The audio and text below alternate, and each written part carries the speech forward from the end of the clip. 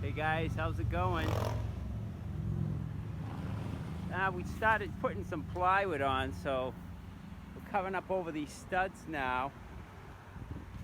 And we're just building up the courses as we go. We're just keeping busy because we were waiting on these 2 foot wide LVLs that we used for a header, because on those splay cuts, you know, when you cut the splay, it grows, and the 14 became almost 24. So there's one of those splay wells all headed off, and I'll go up there and show you quick. I don't want to make a long movie. I just want to explain quickly what we're doing. So we're going to insulate these bays tomorrow with some rock wool we have. We have a 3-inch wall and an 8-inch wall that makes a 10-inch wall insulation.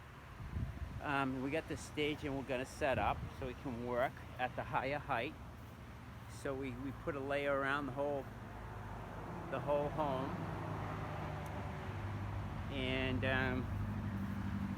I show you those splays, and we'll splice a couple of videos of us working on there so you can actually see us doing something.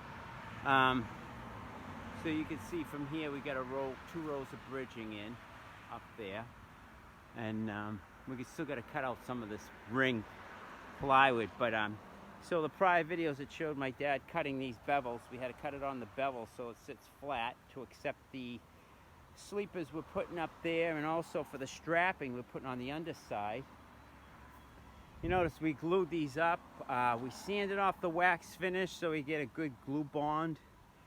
If you just glue the wax, I mean, it's a slippery surface, and who knows how it's going to bond, but we know it's going to bond good to the regular bare plywood. It's going to penetrate the plywood, so we sanded off the wax, and it makes a better bond. And then we troweled on that urethane cement with the 1/4-inch tooth trowel so it's covered fully. So there's them splays, if you could see them, the splay headers. So it's all glued and screwed really well, and then we use those structural screws to go into our tails. And by the way, the tails are really carrying the load. So the the tails are all lagged back in, and they're carried across this width. So mainly the whole weight of the load is carried to the wall. So typically you double up the floor joists on either side of the opening, but the opening's so close to the exterior wall, my dad figured we didn't have to spend the money on extra floor joists and then add all kinds of extra dead load that's not necessary, because the load is carried back on these tails. They're screwed in really well, and you can see the majority of the splay is over the wall, and only a slight part of the end is sitting out. So there's our bridging. We got 2 rows right there. We put, instead of a hurricane strap out there, we have a 5 1/8 lags. They lag up through the plates into the joist for uplift. So I set a little, I left one of the little mock-ups up so you can see how we're putting it together, but we, rather than get up, use some of the Simpson lighter gauge strap hangers or whatever, we're on a skew. It's kind of difficult to get a specific hanger for that detail. So we have 1/4" angle iron, and that's 4x4, and that's a 6-inch width. These are drilled out for 1/2 inch that goes through the header, and 5/16 that goes through the joist.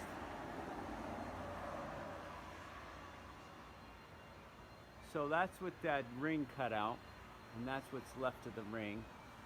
And then there's the splay. So basically, almost at the edge point of the splay is where the glass almost falls, but there's a layer of plywood and a sleeper that has to get out there too, and then hardwood floor, and that's the finish to the glass, because the glass comes about 2 inches in from here if you look up, so it still goes over a little ways. And we still skin this with plywood all the way up, and we skin this face of the LVL header to cover over the bolts, and then drywall gets applied to that. But you can see what them splays start to look like. And the glazing opening runs around the perimeter, and then the glazing goes up all the way to the roof and splits the floors, and that's my father's well splay that we had just put in. So let me go up there and I can show you from up here.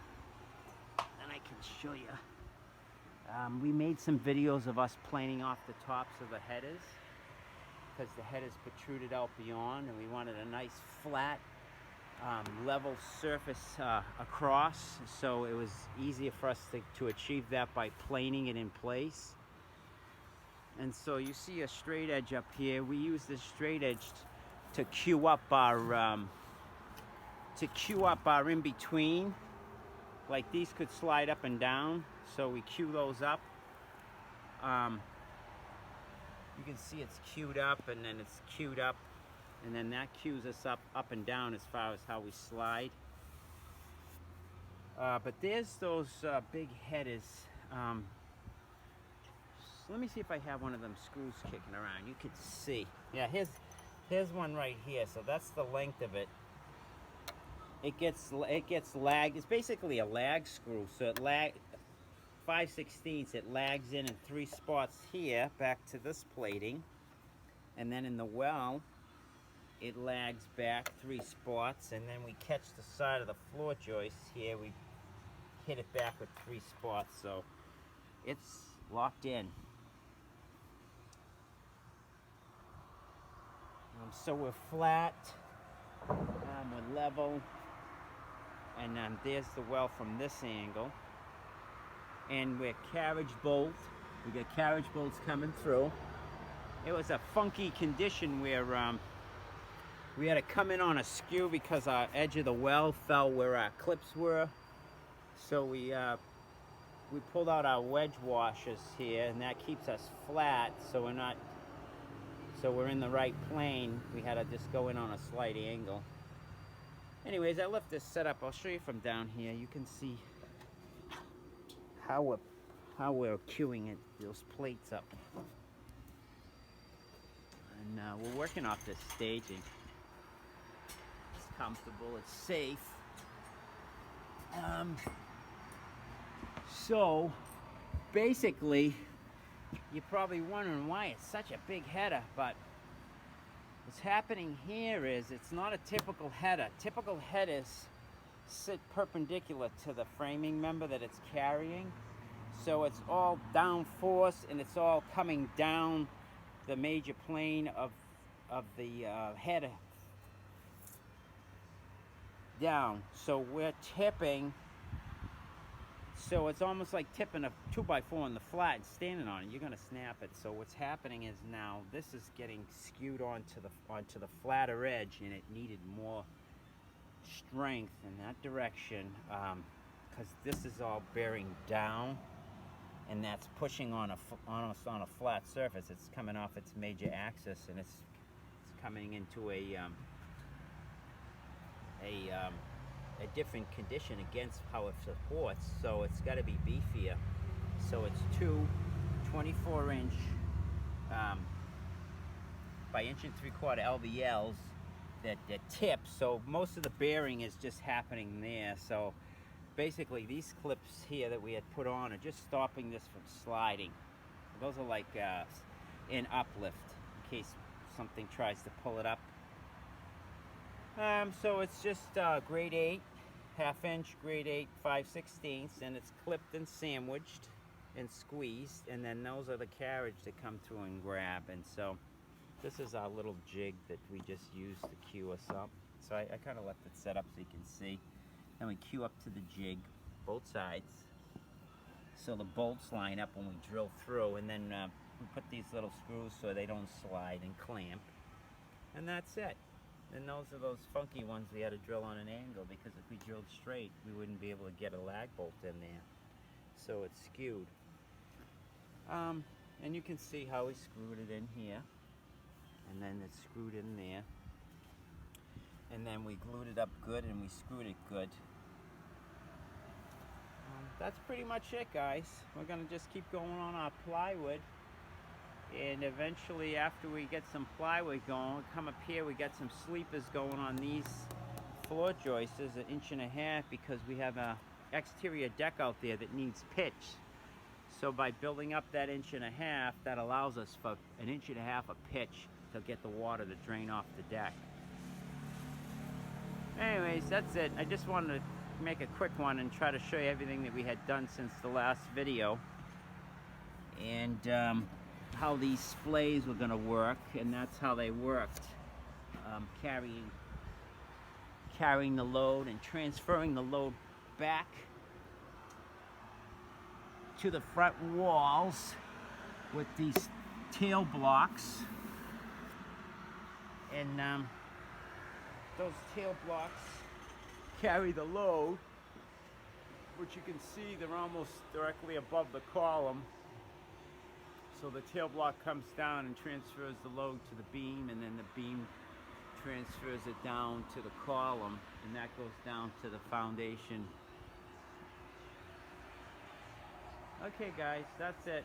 I gotta take the dog for her walk, and then we'll make another video as we plywood this up, and then maybe you can start to see some of the carving of that glazing going on when the plywood's on. We're gonna hit it with some an air seal, liquid air seal, and it's going to be sealed for air and moisture.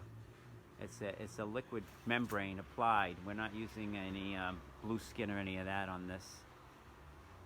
Alright, take it easy. We'll probably see you after the weekend, so everyone have a good weekend, and till the next one.